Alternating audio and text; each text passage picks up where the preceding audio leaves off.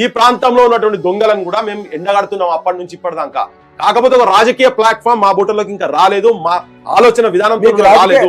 రాజకీయ రంగంలోకి రావాలనే ఆలోచన నేను వినండి, నేను రాజకీయాలు లేదని కాదు, తెలంగాణ మాట్లాడితేనే రాజకీయం అండి. నాదేమన్నా తుపాకుల కుటుంబం కాదు, మాది ఎలక్టోరల్ కుటుంబమే కదా. ఉన్నదానంటే బరాబర్ రేపు అవసరం వస్తే నా జనం, నా తెలంగాణ విముక్తి కోసం ఇటువంటి మంచోళ్ళు చేసేదంటే మా బుట్టలు సైలెంట్ ఉంటుంటివి. లేరు కాబట్టి తెలంగాణ నేను కాదు, యావత్ తెలంగాణలో యువతరం మొత్తం ఈ లైన్ లో ఆలోచించాల్సిన అవసరం ఉన్నది, ఎలక్టోరల్ పాలిటిక్స్ సైడ్ ఆలోచించాల్సిన అవసరం ఉన్నది. ఎందుకంటే అన్ని పార్టీలలో ఈ ఆంధ్ర పెట్టుబడిదారి వర్గాల చేతులలో ఉన్నటువంటి వాళ్ళ ఆలోచన విధానంతో ఉన్నటువంటి నాయకత్వం ఉంది. వాళ్ళకు బానిసలే కింద ఉన్నారు కాబట్టి ఇలా స్వేచ్ఛగా ఆలోచించే యువతరం బయటికి రావాలి.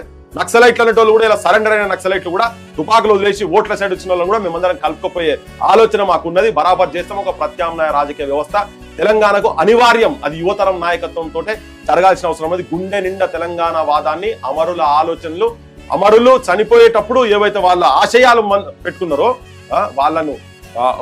వాళ్ళను గుండె నిండా పెట్టుకున్నటువంటి వాళ్ళు రాజకీయ క్షేత్రంలోకి రావాలి. అటువంటి వాళ్ళని మేము తయారు చేసే ప్రయత్నంలో మేము ఉన్నాం. బరాబర్ ఆ లైన్ లో మేము పోతాము.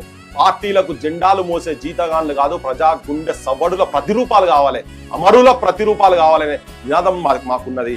ఇవాళ